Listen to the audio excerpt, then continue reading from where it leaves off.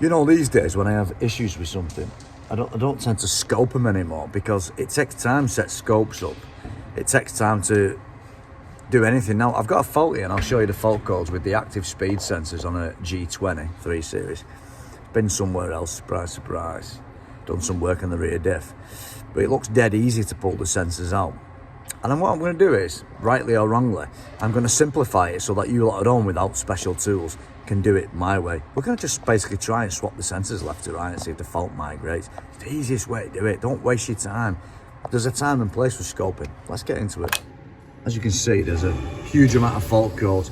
That one there is a bit concerning, the turbine and sensor and the gearbox and the engine speed sensor, but it's currently not active. We don't know if you've disconnected something when they were doing some testing. But we can see we've got a voltage supply short to B+ rear right. It's currently active.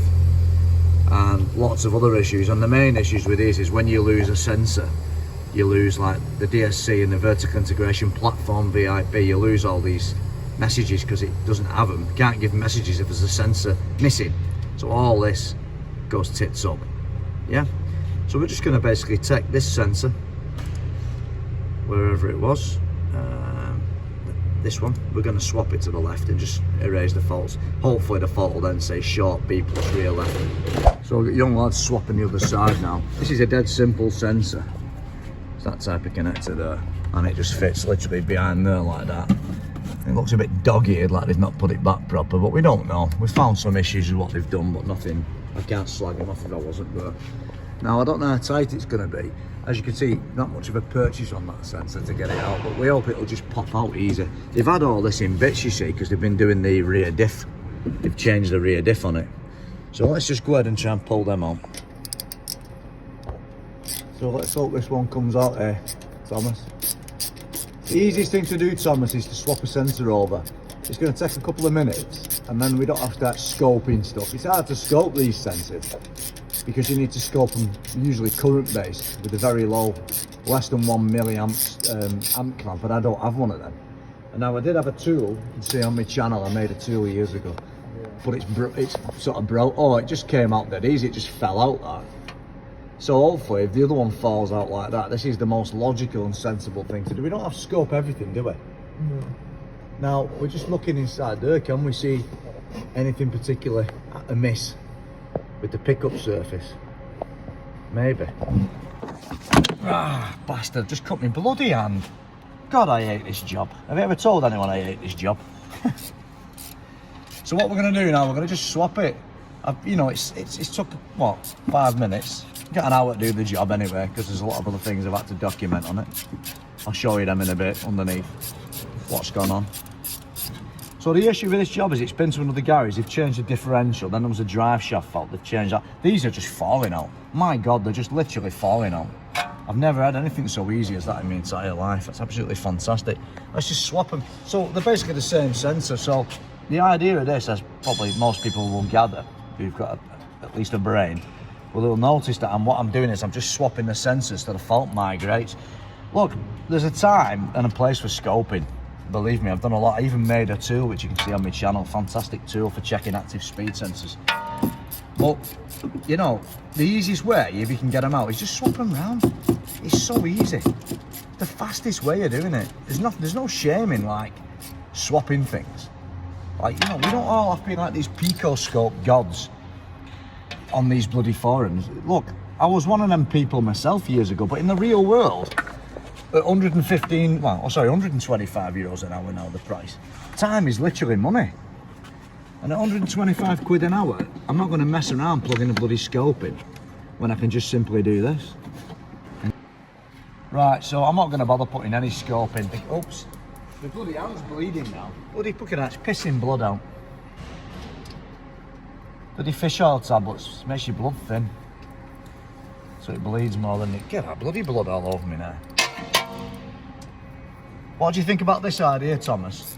Instead of trying to, you know, test it with test equipment like a current-based oscilloscope, do you know why I'm doing this? Why am I doing it this way? One, it's easier, and two, it's faster to solve the problem. Exactly.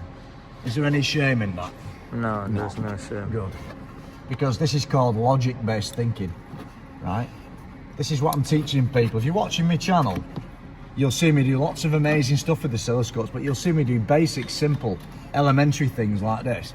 Purely and simply because this is the fastest way to diagnose it. What we're going to do now is swap them round. We're now going to erase the fault codes. Dead simple. It was rear right. If the sensor's knackered, it's going to be rear left, yeah? So we're going to erase them and see what happens. Fantastic, so we've just got a knackered sensor. Look, wheel speed sensor short to B plus rear left. I don't like this. I do not like this. Sensor system, turbine sensor and engine speed sensor. I'm not having that. I don't understand if that's something to do with gearboxing though. But do you know what? This is really weird system. It really is, literally, tied into the fact that we've got a DSC fault. For some reason, it's doing something with the gearbox voltage on the turbine sensor and the engine speed sensor. That's freaking weird. And I'm now going to wait until we've changed the sensor to see if it clears up. But that's the first time in my life I've ever seen anything like that. Well, it's been 24 hours. We've ordered the sensor. It's a TRW, so it's not a cheap one. So to conclude this extremely short and hopefully very easy video for you to understand, we're going to swap the sensor. We're going to remove the sensor that we swapped from the right to the left, so the fault is transferred to the left, if you recall. And if you also recall on this particular car, there was that weird issue with the turbine gearbox speed sensor and also the speed sensor for the engine, probably crank sensor, I guess. Weird fault I've never seen before. Now, BMW's being as bloody weird as they are, it could be because there's no information from this particular sensor at the back of the car. I could be wrong, but it won't erase the turbine sensor fault code and speed sensor engine fault code. So what happens is, sometimes if there's a fault's only coming, the key goes on and key goes off. In between that period of the key going off and back on again, usually there's some weird voltage drop can happen that is so fast only a control unit can pick it up. And it sets a fault code as passed, even though there's no fault.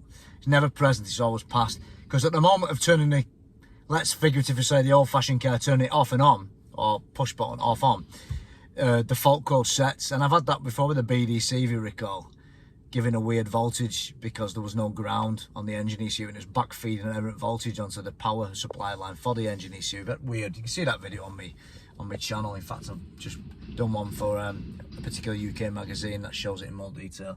I'll put the link one day in the community feed so you can all watch that video on their website.